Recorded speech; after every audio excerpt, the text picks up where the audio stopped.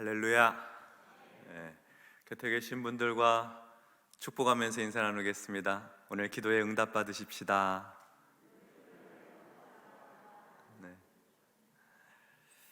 오늘은 문제를 넘어설 때 임하는 부흥이라는 제목으로 하나님 말씀 전하도록 하겠습니다.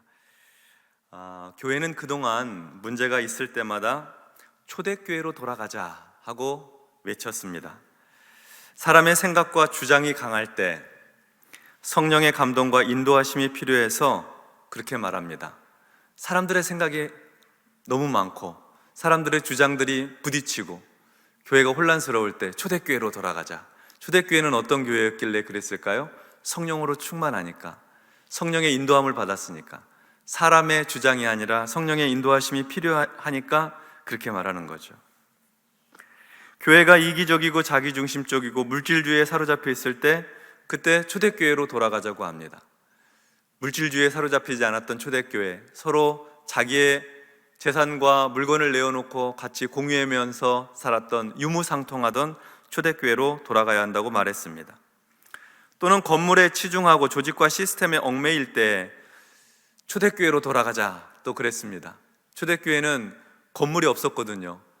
다 가정교회였습니다. 가정에서 모였고 또 바깥에서 모이고 주로 이렇게 했기 때문에 조직이나 건물이나 시스템 중심이 아니라 성도 중심, 교회 중심, 가정을 중심으로 하는 작은 교회들의 연합체였기 때문에 그래서 교회가 사명을 다하지 못하고 생명력을 잃어갈 때마다 언제나 초대교회로 돌아가자 그렇게 외쳐왔던 것입니다. 일면은 맞는 말입니다. 그러나 그것은 초대교회가 전혀 문제가 없고 모든 게 다 완벽하고 잘 갖추어져 있기 때문에 초대교회로 돌아가자는 것은 아닐 것입니다. 왜냐하면 초대교회도 문제를 안고 있었고 초대교회에도 어려움은 있었기 때문이죠.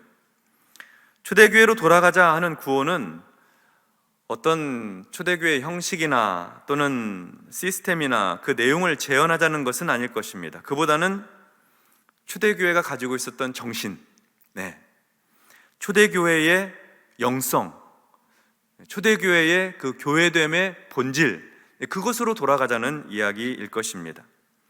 그런 점에서 교회는 언제나 초대교회의 영성과 정신을 기준 삼아서 스스로를 점검해야 합니다. 초대교회의 영성과 그리고 그 정신을 기준 삼아서 자기 스스로를 늘 개혁해 나가야 되는 것입니다. 문제가 없는 교회가 드물지요. 초대교회도 그랬습니다. 오늘 우리가 함께 읽은 본문에도 보면 초대교회가 겪었던 어려움을 보게 됩니다. 1절 말씀 보겠습니다.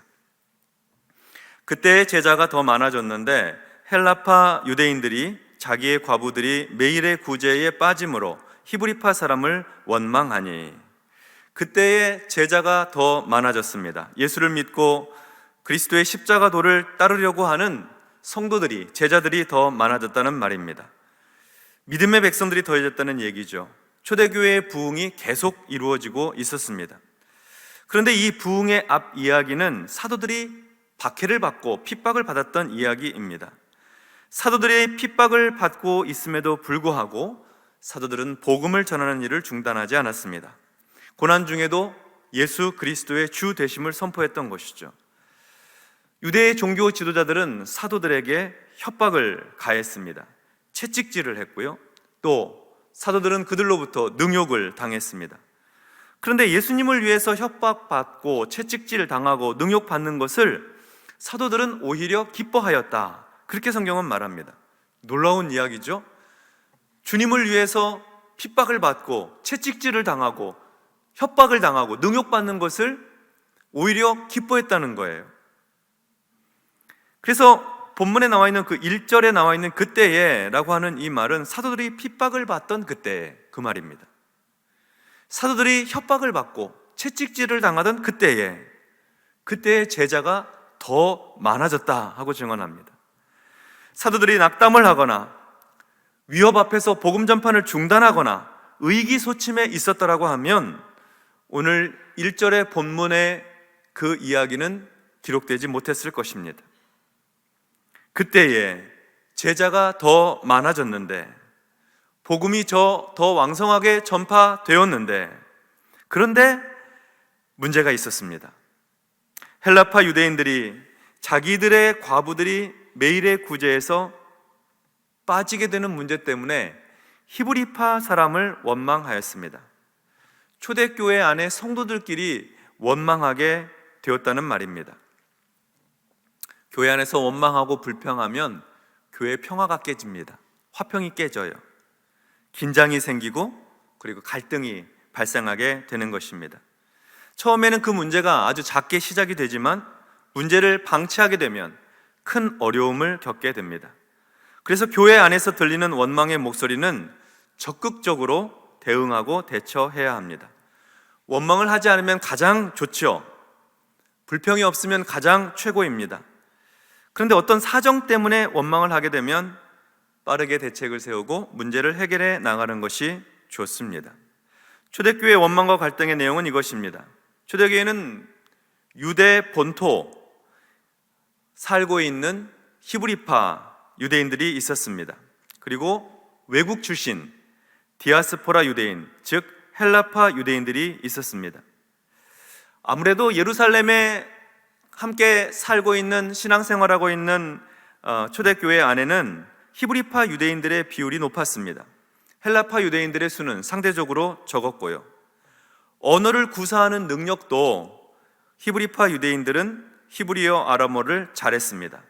헬라파 유대인들은 히브리어가 서툴고 헬라말이 더 익숙한 사람들이었죠. 문화적으로도 히브리파 사람들은 예루살렘이 익숙하고 유대의 문화에 아주 편안하고 정통했지만 헬라파는 언제나 낯설고 또 손님 같았습니다. 그래도 한 교회 안에서 함께 예수를 믿고 아름다운 믿음의 걸음을 걷고 있었습니다. 근데 그 안에서 문제가 발생을 한 겁니다.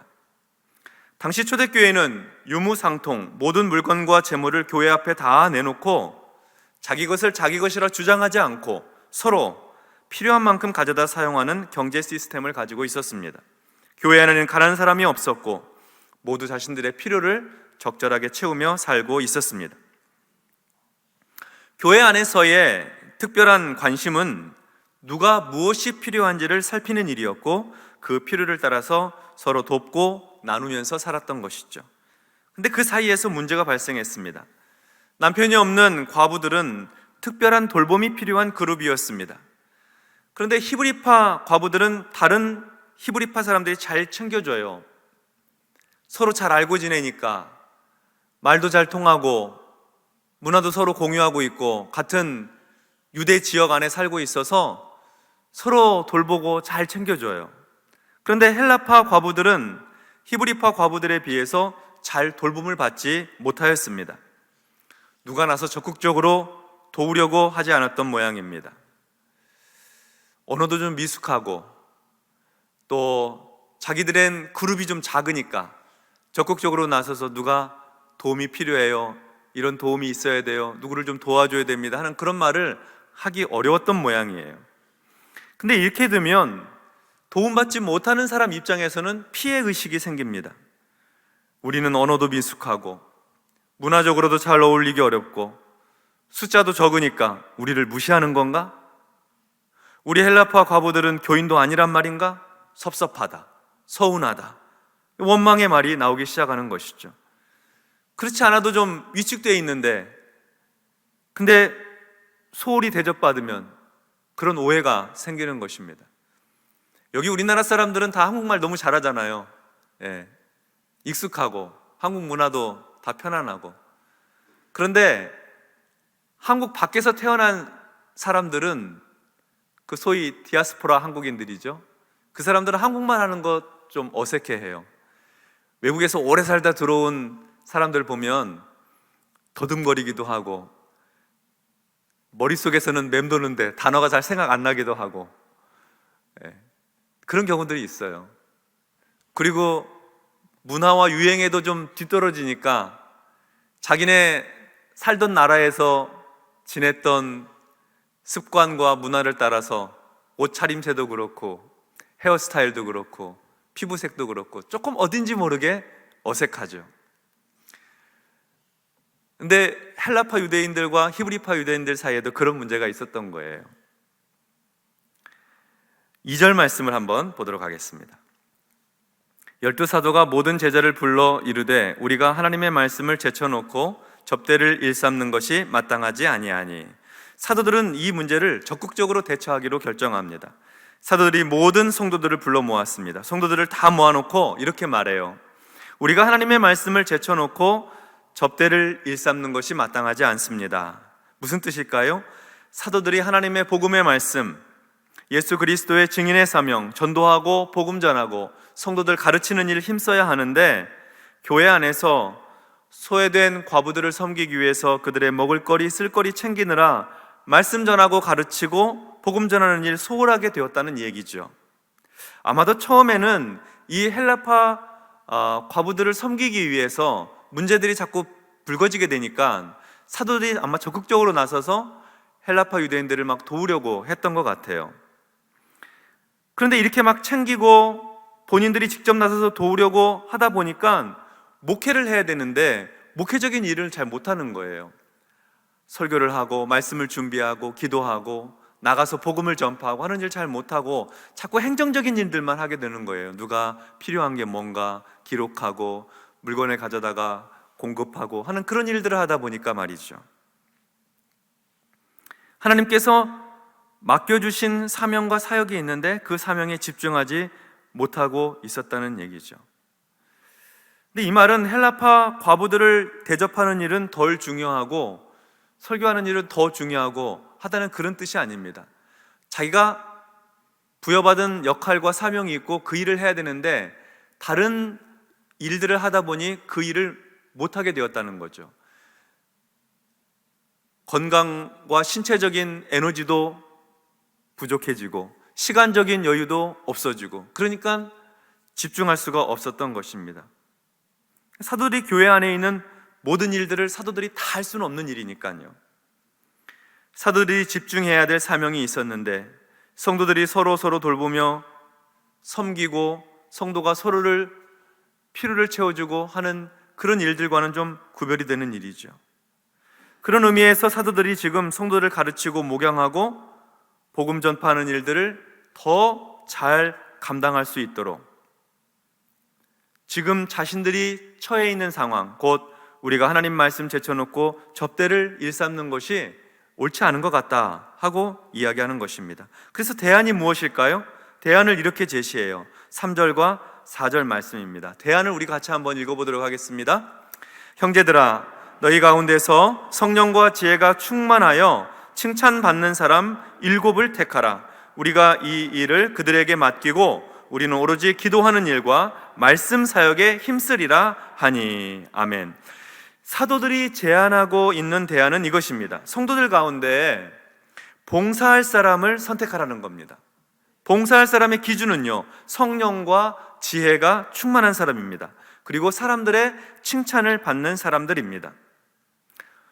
성령과 지혜가 충만하다는 것은 맡은 일을 지혜롭게, 은혜롭게, 덕스럽게 처리할 수 있는 능력 있는 사람을 말합니다. 세상적인 방식으로 처리하지 않고요, 은혜롭게 잘 처리할 수 있는 사람을 가리키는 것입니다. 또 한 가지의 기준은 사람들에게 칭찬받는 사람들입니다. 사람들에게 평판이 좋은 사람이죠.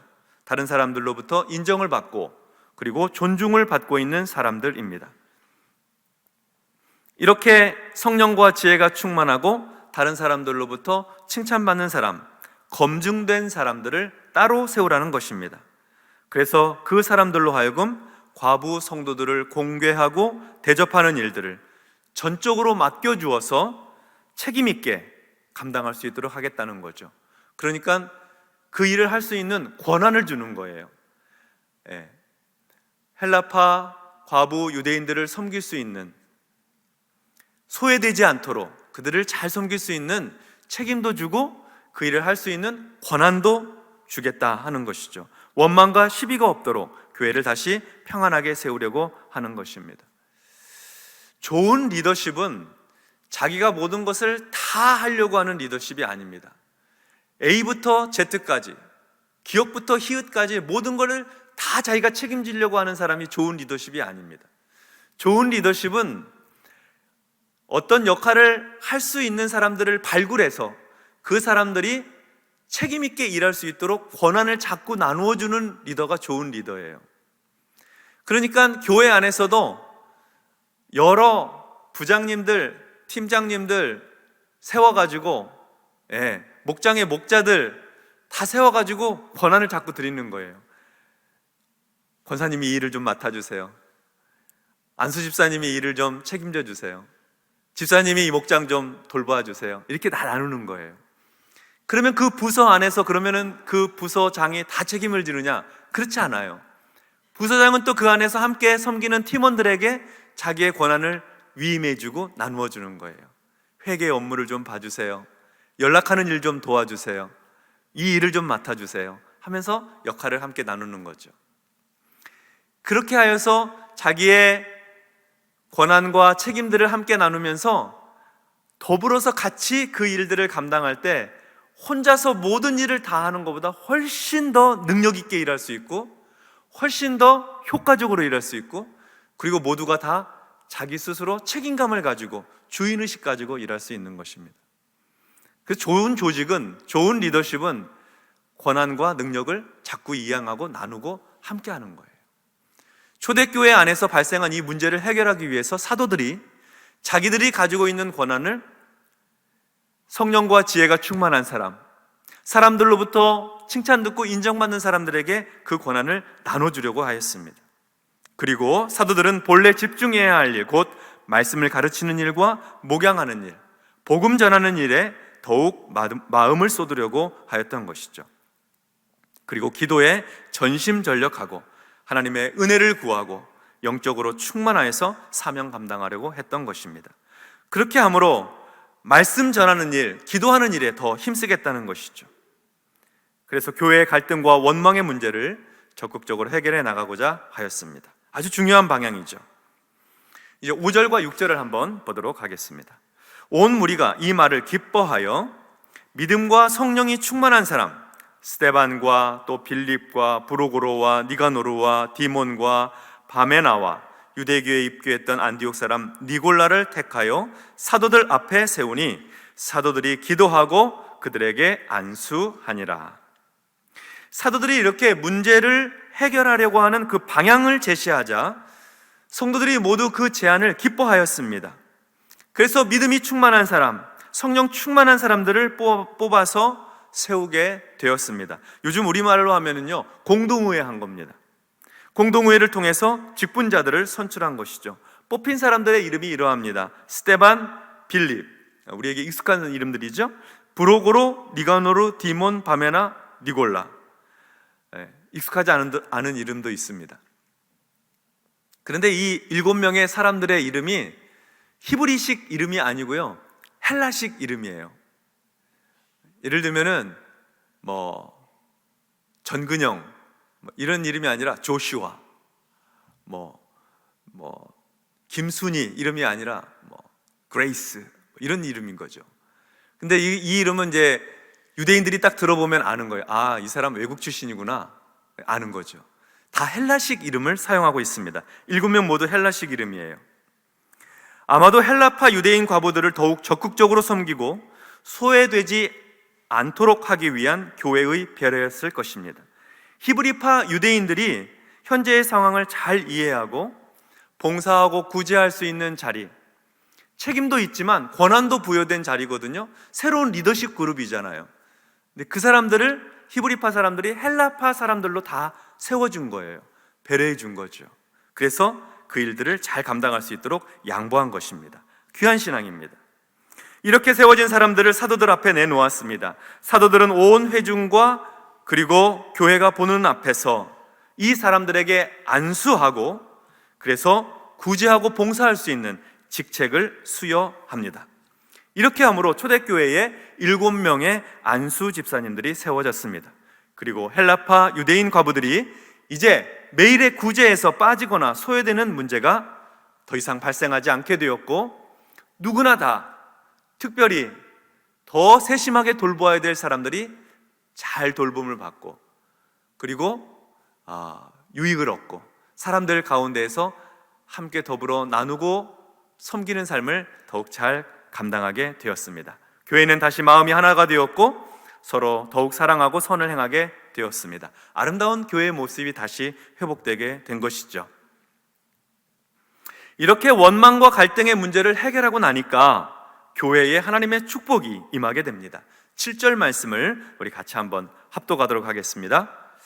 하나님의 말씀이 점점 왕성하여 예루살렘에 있는 제자의 수가 더 심히 많아지고 허다한 제사장의 무리도 이 도에 복종하니라. 아멘. 초대교회 7 집사님들이 구제와 봉사에 힘쓰게 되었습니다. 사도들은요, 말씀 전하고 기도하는 일에 더욱 전념할 수 있게 되었습니다. 이렇게 사도들이 하나님의 말씀을 증거하고 가르치니까 하나님 말씀이 점점 더 왕성하게 되었습니다. 하나님 말씀이 더 왕성하게 되었어요. 교회 안에서도 하나님 말씀이 왕성하고 예루살렘의 사람들을 향해서도 하나님 말씀을 능력 있게 선포하게 되니까 하나님 말씀 더욱 왕성하게 되었습니다. 그래서 하나님 말씀 듣고 제자가 되기 원하는 사람들의 수가 많아졌습니다. 예수 믿고 교회의 일원이 되기를 원하는, 교인 되기 원하는, 그리스도인 되기 원하는 사람들이 아주 많아졌다는 얘기입니다. 성경에 보니까 많아진 정도가 아주 심히 많아졌다 이렇게 기록하고 있고, 더 심히 많아졌다 이렇게 기록하고 있어요. 많아진 것만 해도 많아진 거잖아요. 근데 심히 많아졌대요. 심히 많아졌는데 더 심히 많아졌으니까 얼마나 많아진 거예요. 폭발적인 부흥이 일어나게 된 거죠. 문제를 해결하고 그 문제를 넘어섰더니 하나님의 말씀이 왕성하여지고 믿는 무리의 수가 더 심히 많아지게 되었다. 놀라운 부흥의 역사가 이루어지게 되었다 하는 말씀입니다. 특별히 주목할 만한 것이 있는데 그것은 허다한 제사장의 무리도 이 도에 복종하니라 하는 말씀입니다. 제사장이 누구입니까? 제사장은 유대교에 아주 철저하고 충실한 사람들입니다. 유대교식으로 율법을 가지고 하나님 앞에 제사를 집례하는 사람들이에요. 아침과 저녁에 제사를 드리고 안식일에 그리고 절기를 따라서 그리고 대속죄일에 항상 제사를 집례하는 유대의 종교 지도자 그룹이죠. 제사장 그룹이 그렇습니다. 그래서 유대교 안에서도 굉장히 힘과 능력을 가진 기득권 세력을 형성하고 있었어요. 근데 이 사람들이 예수를 믿으려면은 자기가 가지고 있는 제사장의 그 권한과 권한을 내려놓아야 되는 거예요. 더 이상 제사장 일을 할 수 없는 것이죠. 그런데 이 제사장 가운데에서 그리스도의 복음을 듣고 사도들이 전하는 이 복음의 말씀, 하나님 말씀을 듣고 예수를 믿기로 결정한 사람들이 있었다는 거예요. 초대교회 공동체로 들어오는 제사장들이 있었다는 거예요. 근데 한둘이 아니라 허다한 제사장의 무리들, 많은 제사장들이 주께로 돌아왔다는 것. 이건 아주 괄목할 만한 일이고 파격적인 일이었습니다. 언제 이런 일이 일어났냐면 교회 안에 있는 문제를 적극적으로 지혜롭게 하나가 되어서 해결하고 나니까 사도들이 말씀을 증거하고 기도하는 일에 전념하게 되고 하나님의 말씀이 더 왕성하게 되니까 허다한 제사장의 무리들까지도 예수를 믿고 교회 안에 들어오게 되었다는 것입니다. 놀라운 부흥의 역사가 일어나게 된 것이죠. 이렇게 크고 엄청난 부흥의 역사 어디서부터 시작되었다고요?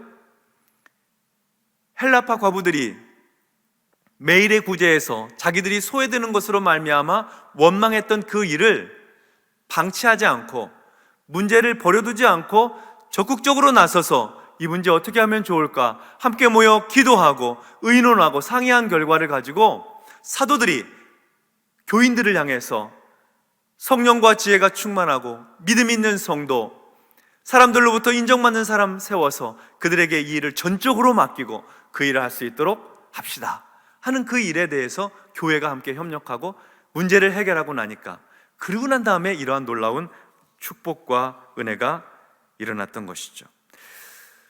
교회 안에서는요, 어떤 신앙적인 문제나 정서적인 문제나 또 영적인 건강의 문제나 우리의 개인의 건강의 문제나 이런 문제들을 그냥 적당히 가볍게 넘겨서는 안 됩니다.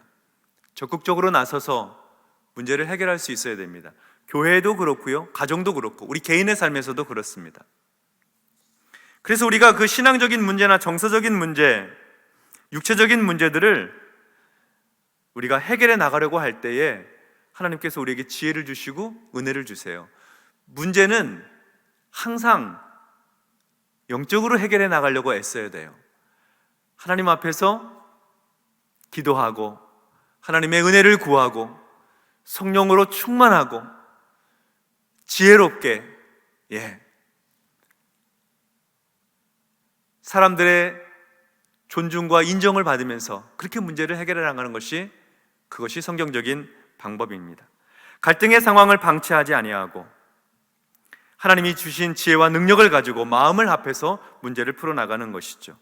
우리가 초대교회로 돌아가자 할 때에 그 초대교회의 영성과 초대교회의 정신은 하나님 주신 은혜를 따라서 성령과 지혜를 가지고 적극적으로 문제를 풀어나가는 것입니다. 이렇게 문제를 풀고 해결해 나가는 영성을 가지고 우리가 하나님 앞에 엎드리게 될 때에 교회는 문제를 넘어서게 되고, 가정도 문제를 넘어서게 되고, 개인의 삶에서도 문제를 넘어서서 부흥의 길로 인도되는 것입니다. 왜 우리가 이렇게 적극적으로 교회 안에서의 문제를 해결해 나가야 될까요? 다른 것이 아닙니다. 교회가 교회로서의 일을 하기 위해서 그렇습니다. 교회는 주의 복음을 위해서 존재하는 모임이죠. 함께 모여 예배할 뿐만 아니라 성도의 교제를 하게 되고 배우고 훈련하고 익혀서 세상을 향해 나가 그리스도의 복음을 선포하고 선교하고 전도하기 위해 존재하는 공동체가 교회입니다. 교회가 교회 되도록 하기 위해서 우리는 문제를 방치하지 않아요. 문제가 있을 때 적극적으로 나서서 덕스럽게, 은혜롭게 문제를 해결해 나가는 것이죠. 제가 기억하기로 우리 바름교회는 그동안 그렇게 해왔던 것 같아요. 그래서 교회가 평안해요. 큰 문제가 없어 보여요. 왜냐하면 문제를 키우지 않기 때문에 그래요. 원로 목사님은 항상 그러셨어요. 문제가 작을 때 적극적으로 나서서 그 문제를 은혜롭게 해결할 수 있도록 하고, 성도들이 나서서 어떤 일들은 사랑으로 덮어주고 허물을 덮어주고, 그리고 어떤 일들은 함께 마음을 모아서 문제를 해결해 나가고, 그렇게 하다 보니까 교회가 평안하니까 계속 해마다 교회는 부흥하고 성장해서 이 지역사회 안에서 교회가 교회로서의 역할을 해오게 된 것입니다. 저는 우리 바름교회가 앞으로도 그런 교회가 되었으면 좋겠습니다. 이유는 한 가지입니다. 우리가 교회를 사랑하기 때문에 그래요. 우리 모두가 바름교회를 사랑하니까 교회가 교회되도록, 교회의 역할을 하도록 하기 위해서 우리는 마음을 다해서 성령을 충만하게 받고 하나님 주신 지혜를 가지고 마음을 다해서 교회 안에서 혹시 어려운 문제 있더라도 차근차근 해결해 나가는 것이죠. 성경 본문을 따라가다 보니까 오늘 이 본문을 다루었는데요, 우리 교회가 요즘에 무슨 문제가 있어서 이 본문을 다룬 것이 아닙니다. 하다 보니까 오늘 사도행전 6장 1절로 7절 말씀 나눠야 되거든요. 그래서 말씀 나누었는데요, 미리 예방주사다 생각하시고 혹시 목장 안에서, 또 섬기는 봉사부서 안에서, 또 교구나 교회 안에서 우리가 함께 마음을 모아야 될 일들이 있을 때는 기도하면서 지혜롭게, 은혜롭게 교회를 사랑하는 마음으로 그렇게 해결해 나감으로 문제를 넘어서서 하나님이 주시는 큰 부흥의 역사, 하나님의 말씀은 흥왕하게 되고 많은 무리들이 주께로 돌아오고 심히 많은 무리들이, 더 심히 많은 주의 백성들이 하나님 앞에 나와 예배할 수 있는 그런 놀라운 부흥의 역사가 이루어지게 되기 바랍니다. 교회뿐만 아니라 개인의 삶에서도 마찬가지입니다. 오늘 우리가 함께 모여서 기도합니다만 우리가 다 기도하는 일들이 우리 개인의 문제들이 있는 거 아닙니까? 넘어서고 싶고 해결하기 원하는 문제들이 있는 거잖아요.